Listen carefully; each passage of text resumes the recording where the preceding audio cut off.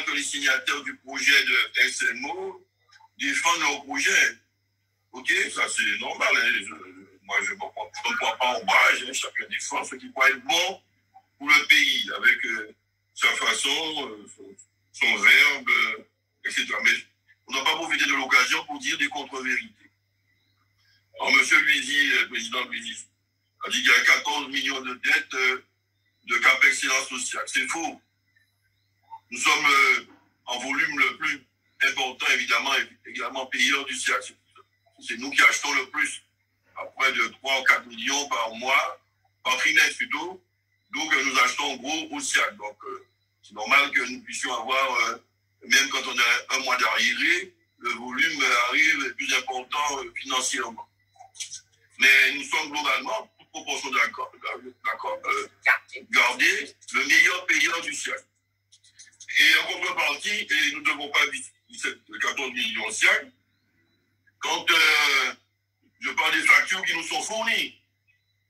Les factures qui nous sont fournies sont, quand on fait le calcul, on n'a pas de dette 2019. M. Losbar a dit qu'en 2019, on avait payé 0 € au SIAC. C'est un mensonge. Là, ce n'est pas une contre-vérité, c'est un mensonge. Donc, 2020. Tu as fait lapsus. Tu as fait lapsus. Ok. Tu as dit, oui, tout à fait. Désolé. Ah, corrigé, mais pas en fait. Ok, donc je retire ce que j'ai dit, je parle un peu. Donc, en tout cas, il y a quand même une contre-vérité. On a dit 14 millions. Non. Quand, par rapport aux factures qui nous sont fournies, j'ai vérifié encore en direct avec des services, le M. Belin pour intervenir pour être plus précis, si vous l'avez pas compris.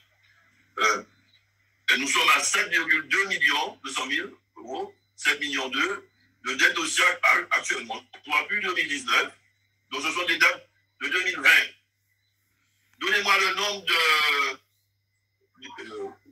de débiteurs, de gens à qui le SIAC doit des dettes au SIAC, qui peuvent s'enorgueillir de ne pas avoir de dette antérieure à 2020. Ça n'existe pas beaucoup. Il faut savoir que la ville de Petit-Bourg, du Gosier, la région et le département doivent au SIAC antérieurement à 2020. Ce qu'on dit au SIAC, bonne gestion, l'esprit qu'on appelle. Bonne gestion consiste à recouvrer d'abord ces dettes les plus anciennes, avant de harceler les débuteurs, les gens qui bien débuteurs, les plus récents. Mais bon, il y a des contingences politiques qui font qu'on veut faire un zoom sur le SIAC, sur le cap excellence, en gonflant les chiffres artificiellement pour placer avant, évidemment, la CSBT, puisque nous a rejoint, donc nous placer plus que CSBT, donc on compte par rapport à CSBT pour que nous placions à 14 millions. C'est faux. Et quand on soustrait les dettes de Rénoc, qui est affilié au fédérateur du SIAC, il nous doit plusieurs millions, 3 millions et quelques, et les dettes du SIAC lui-même, parce que le SIAC nous doit de l'argent. Quand on soustrait tout ça, on arrive à des sommes qui sont tout à fait raisonnables compte tenu du volume d'eau auquel il s'agit. Donc,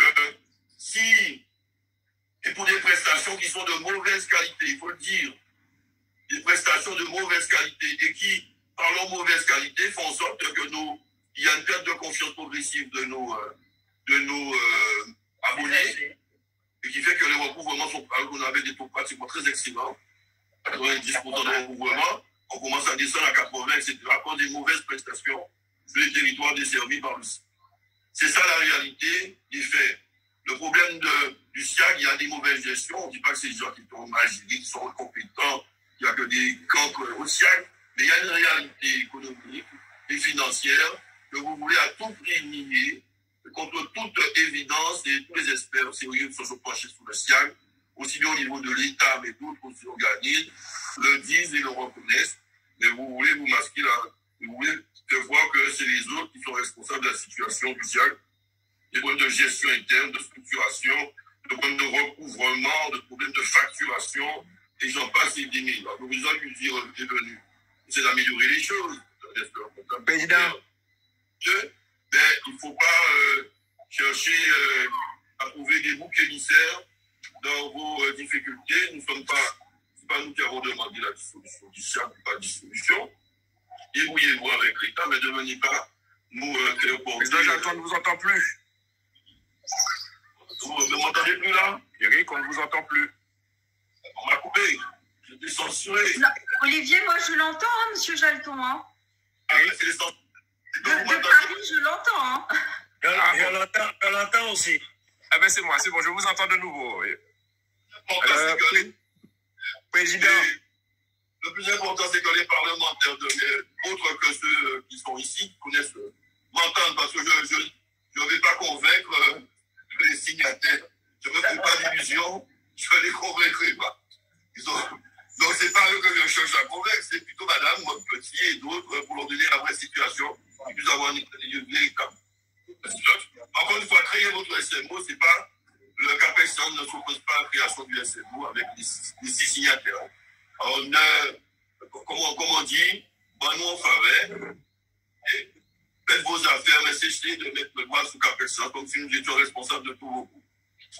De grâce, nous estimons que la voie parlementaire, nous ne faisons pas un anti-parlementarisme primaire à l'occasion de ce dossier. Comme Madame l'a dit, les parlementaires de la République, ce sont aussi des élus du peuple. M. Servat représente une belle circonscription où il y a près du quart de la population de la Guadeloupe, je dis même plus. OK? M. Rosbar a dit tout à l'heure que 90% des élus représentant la Guadeloupe sont pour le projet. Donc il resterait 10% qui fait CAPEX. Et on va de revoir ces chiffres. CAPEX représente un peu plus que 10% de la population de la Guadeloupe. Peut-être un peu plus de cas. Alors attention, il ne faut pas dire pour tromper la vigilance des parlementaires qui ne connaissent pas la Guadeloupe comme nous. Ouais. Bon.